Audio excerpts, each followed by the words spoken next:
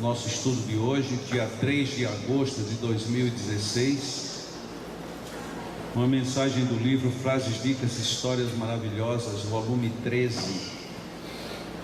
Quando se decidirem casar. As pessoas, antes de se casarem, deveriam preparar uma caixa e dentro dela colocar uma garrafa de vinho do ano em que começaram a namorar e 2 cartas de amor fechadas, sendo uma de cada um, nas quais escreveriam os motivos pelos quais se apaixonaram. Se algum dia as coisas ficarem difíceis demais e o amor vir a enfraquecer, deveriam abrir a caixa, beber o vinho e ler as cartas que escreveram. Assim se lembrarão do quanto o amor significa e que não devem desistir dele jamais. Se o amor estiver vivo entre os dois, talvez esta seja a oportunidade da reconciliação. Muitas vezes as pessoas desistem da felicidade ao experimentar a primeira colher de sal, esquecendo-se de que o sal pode e deve ser um importante tempero ou toque em uma saborosa receita. Que tenhamos corações abertos para este aprendizado. Orlando Luz. Eu ontem à noite...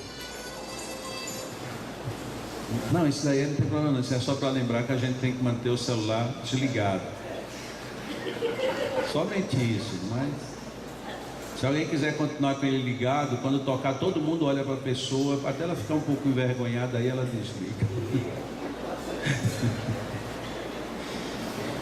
Estava vendo ontem um vídeo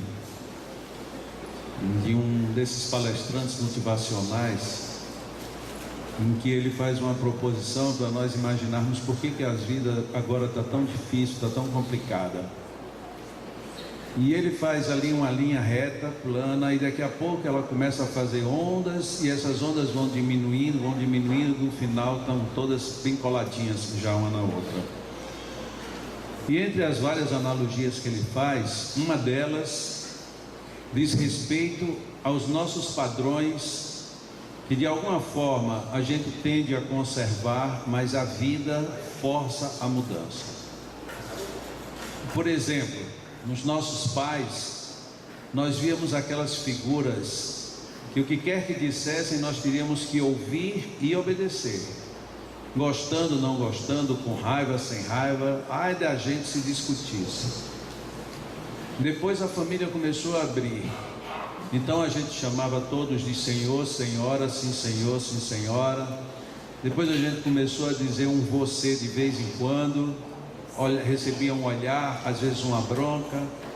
Aí daqui a pouco o você ficou ainda mais relaxado. Então passamos a discutir, depois a querer impor já a nossa vontade, e hoje a gente observa os pais com medo dos filhos. Por que isso? Porque a gente veio dentro de um costume em que tudo era muito fechado, tudo muito bem definido. O mesmo se aplica a praticamente tudo. Nas empresas era assim, você tinha um proprietário ou um administrador geral, e ele delegava poderes e todo mundo tinha que prestar respeito e obediência. Hoje a vida já não funciona dessa maneira.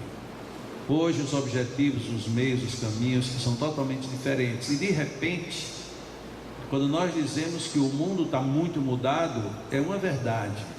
Mas quando a gente expressa isso, no fundo a gente está querendo dizer, eu não quero me adaptar a este mundo. E aí surgem todos os problemas. Então a gente se espanta absolutamente com tudo. Mesmo com as coisas que hoje são tidas como corretas, elas nos causam espécie. Nós nos espantamos com o modo de vestir, o modo de falar, o modo de viver, e por aí afora. Você vai no restaurante hoje, as pessoas já não se falam, é cada um com o seu telemóvel, ou sei lá o que, seu celular, e iPod, ai não pode, é tudo tecnologia.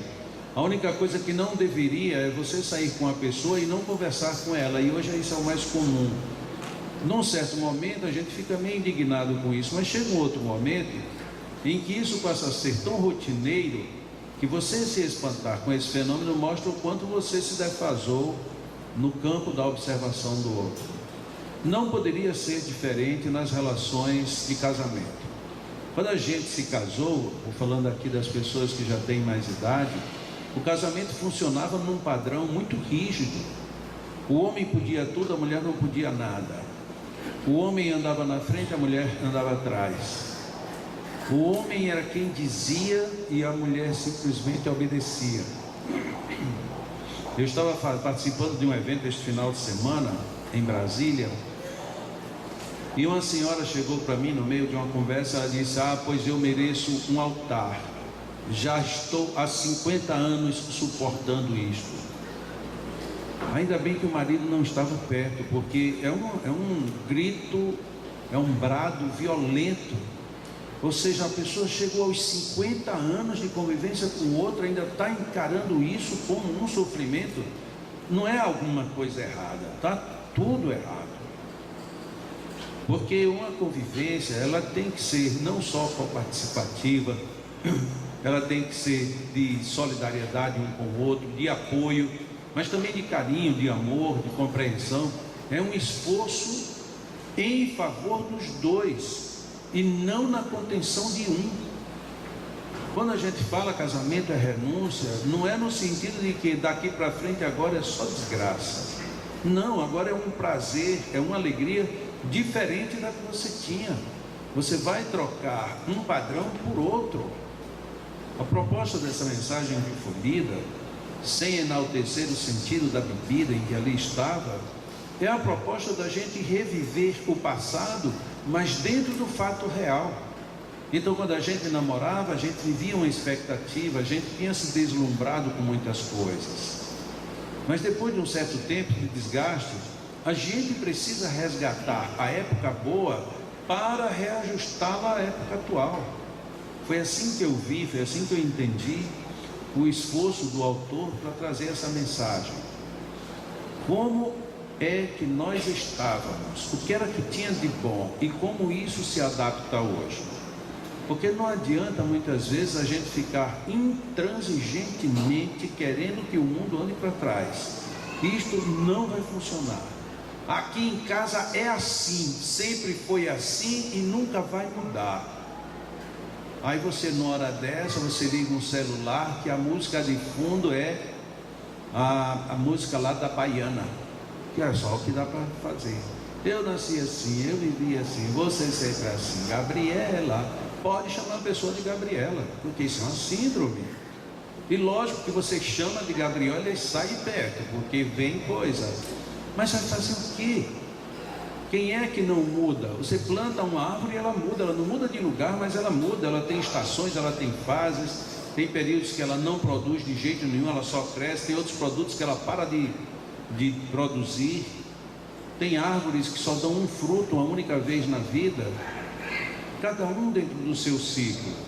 Aí foi o homem, pegou essas árvores, fez enxertos, fez experiências. Hoje você pega árvores fruteiras que dão uma diversidade enorme, porque nada fica quieto. Mas aí a gente fica, bom era no meu tempo. Não, naquele tempo era cômodo para você.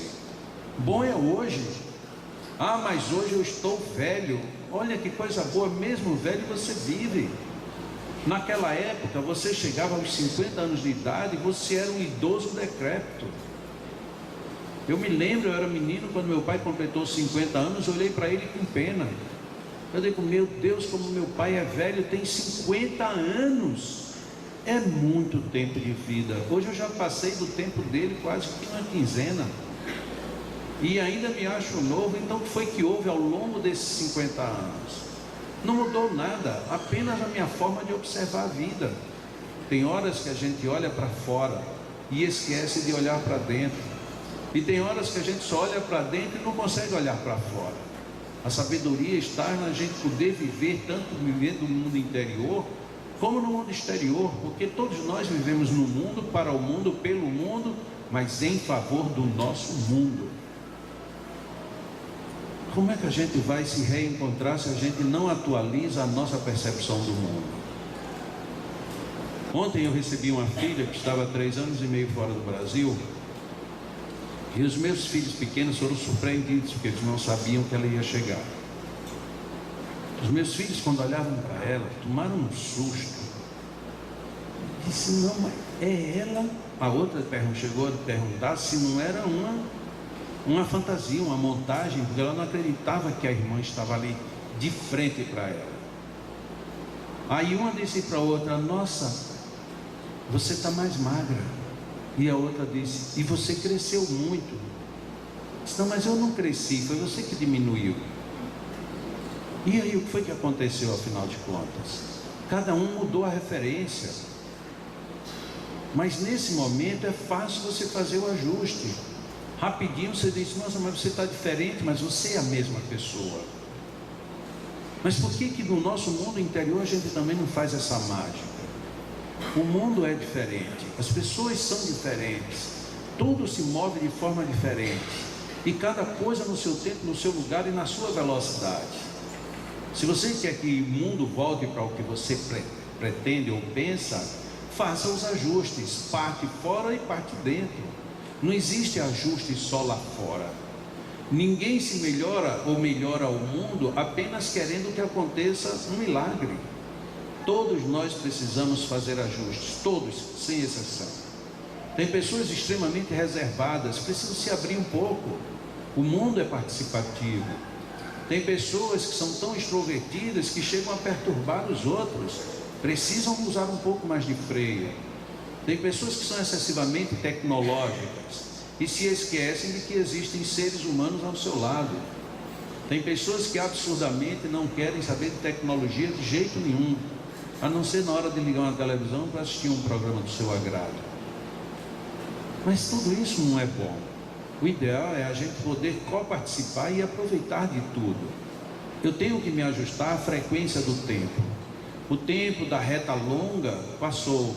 E o autor da palestra que eu me refiro, ele até diz: quando você olha um gráfico cardiológico de batimentos cardíacos, se ele está muito reto, é sinal de morte. Muitas vezes nós vivemos um período de longa morte e nem nos damos conta. E quando acordamos, queremos que essa mesma morte continue. E aí damos um nome bonito: conforto, acomodação.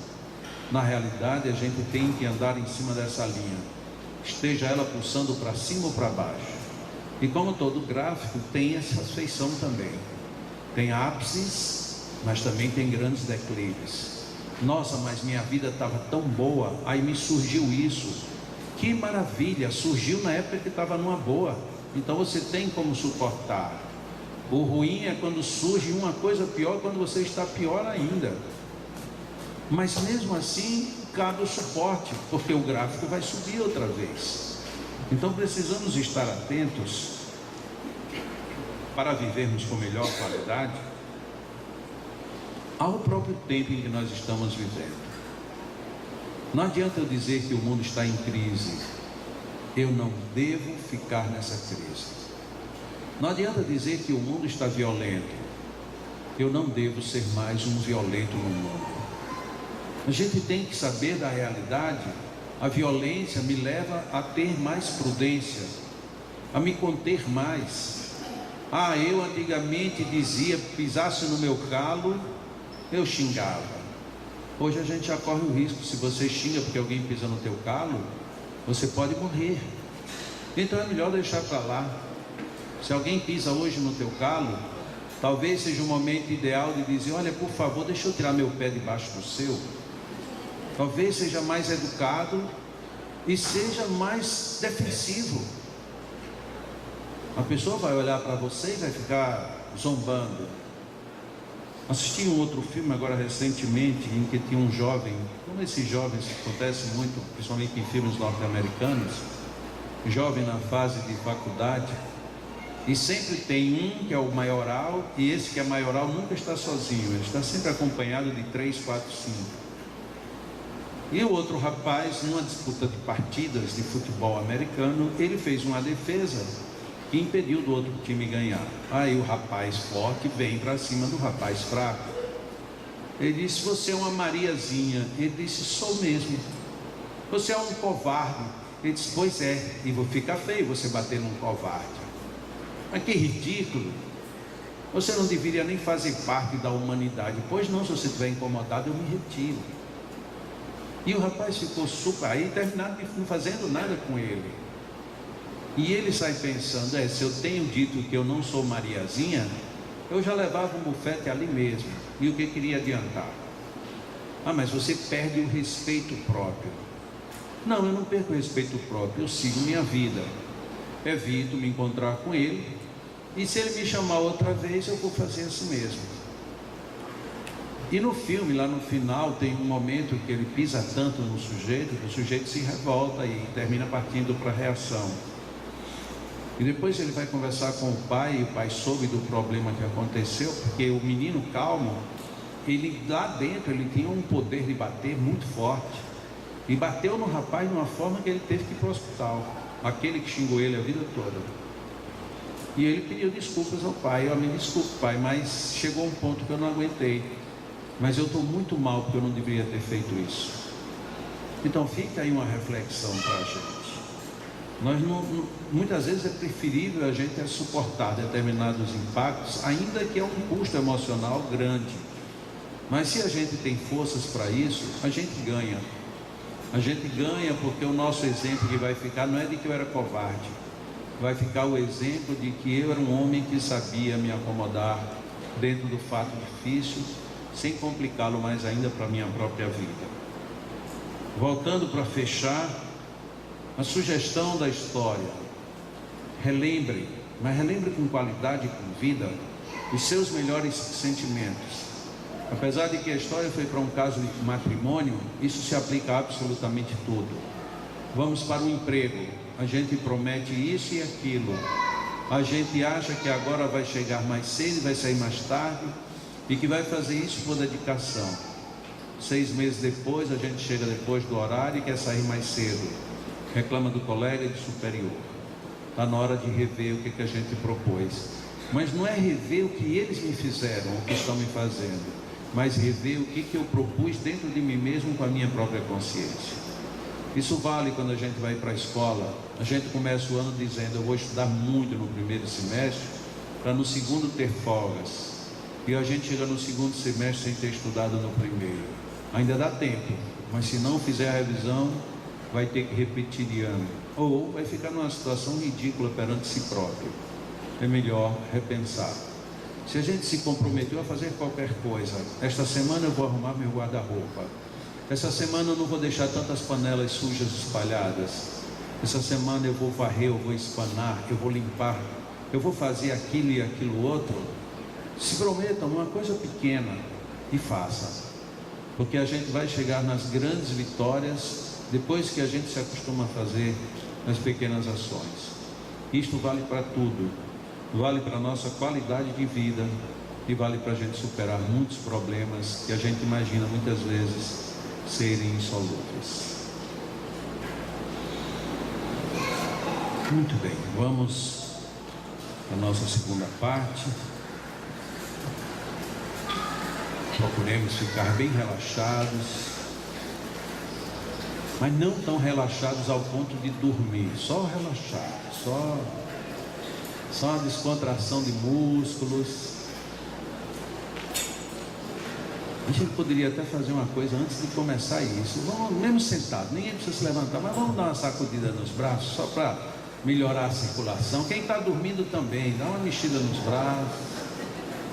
É bom, dá uma esticada, joga os braços para cima ou para lá. Vamos dar só que tal uma descontraída, um alongamento. Não, pelo menos nessa hora não é possível que tenha ficado ainda bolsa nas pernas, nada. Nessas alturas a gente já acordou. E mesmo que o tema tenha incomodado, meu Deus, eu realmente me prometi tanta coisa, pronto, nesse alongamento já circulou melhor no cérebro. E aí agora mais tarde, quando terminar e perguntar, como é que foi o comentário de hoje? Ele disse: olha, nem lhe conto, porque eu tenho tanta coisa para refazer. Aí a gente está refazendo de uma por uma. Inclusive esses casais mais cabeça branca, que pensam que já não tem mais nada para resolver e tem, fica rindo à toa. Isso é bom. Só para a gente pensar, não é não, Bilal? Só para a gente arejar um pouco a mente. Hoje em dia está tão na moda fazer confirmação, reafirmação do casamento é uma violência. Então pronto, reconfirma na consciência. Não tem despesa nenhuma, é só para reprocessar. Quando a gente começou, para onde foi que a gente se afastou e agora quando é que a gente volta? Volta tudo. Muito bem. Então vamos agora inspirar bem fundo, reter um pouco e liberar o ar. Vamos fazer isso 3 vezes. Inspira bem fundo, retém e libera. Inspira, retém e libera o ar. Nos lembremos agora de uma cena alegre, feliz da nossa vida. Uma cena onde a gente sorria feliz. Uma cena onde o dia era muito mais rico. Onde a gente achava que aquele dia era o único e o melhor do mundo. Que dia maravilhoso. O que quer que estivéssemos fazendo, que dia iluminado. Aproveitemos esta memória, este sorriso e expressemos dentro de nós essa alegria mais uma vez. Que dia esplendoroso, que momentos abençoados. Ó Senhor, como é tão bom viver, como é grandiosa a tua bênção. Ajuda-me, Senhor, para que esta alegria, a força viva deste pensamento iluminado, favoreça a que eu leve esta alegria muito mais viva dentro de meu coração.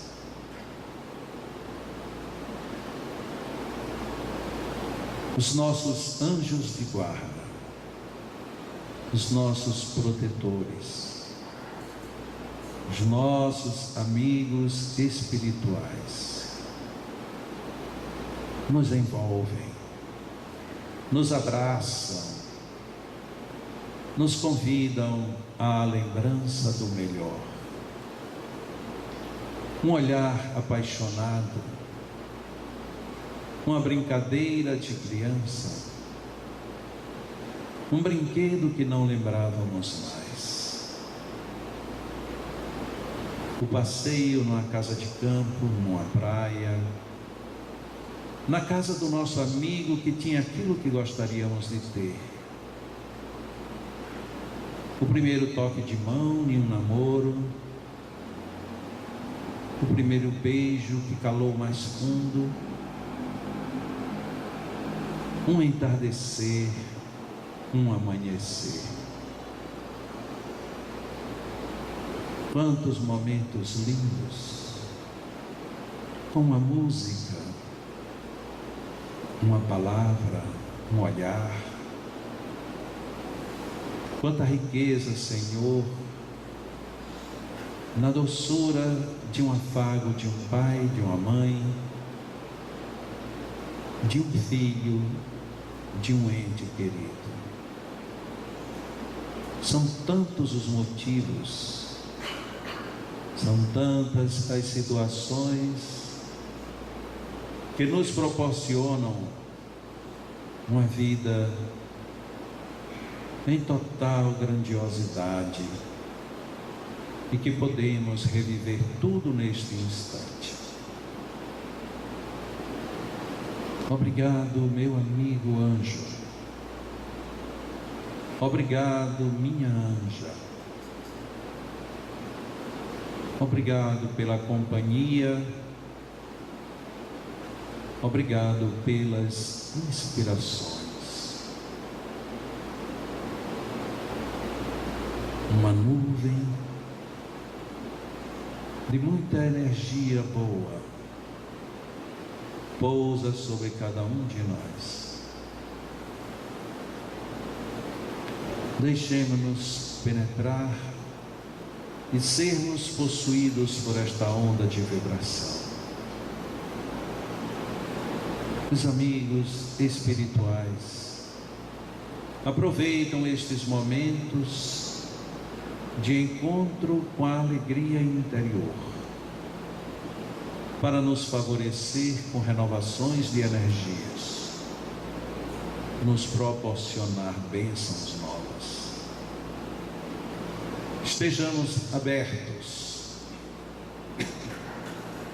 serenos, e que estes fluidos nos alcancem. E em meio a tudo isso, os nossos magnetizadores ampliam esta zona, esta faixa de energias, onde agora, além dos fluidos espirituais, temos também os fluidos magnéticos dos nossos magnetizadores. Tenhamos muita abertura dentro de nós para receber todos esses fluidos que nos auxiliam na reconstituição orgânica, na reconstituição energética, na reconstituição das forças morais. Estejamos abertos às reflexões do bem, da renovação do nosso dia a dia, da melhoria do nosso comportamento perante a nossa própria consciência. Estejamos entregues aos favores dos nossos guias, dos nossos anjos, dos emissários da vida que nos apoiam e nos socorrem sempre. Recebamos os fluidos dos nossos amigos trabalhadores, que de coração nos entregam seus quinhões de bênçãos, de fluidos, tudo em favor de cada um de nós. Inspiremos para absorver, retenhamos tudo isso em nós e expiremos agradecendo a Deus por tudo. Pai amado, seja feita a vossa vontade, tanto aqui como em qualquer outro lugar. Dá-nos o alimento da alma, do corpo, da mente, da moral. Fortalece-nos para que não cedamos ao mal. Protege-nos e inspira-nos no bem. E que a tua vontade seja sempre bem recebida e vivida em nossas vidas, em nossos corações.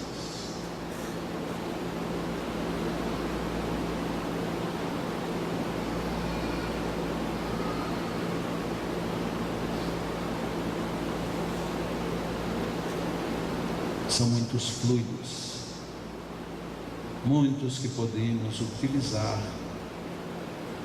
para o nosso refazimento e o nosso equilíbrio. Nossos magnetizadores se retiram para providenciarem a magnetização de nossas águas. E continuaremos aqui em oração até que esta parte do trabalho esteja concluída. Sigamos orando. Que assim seja.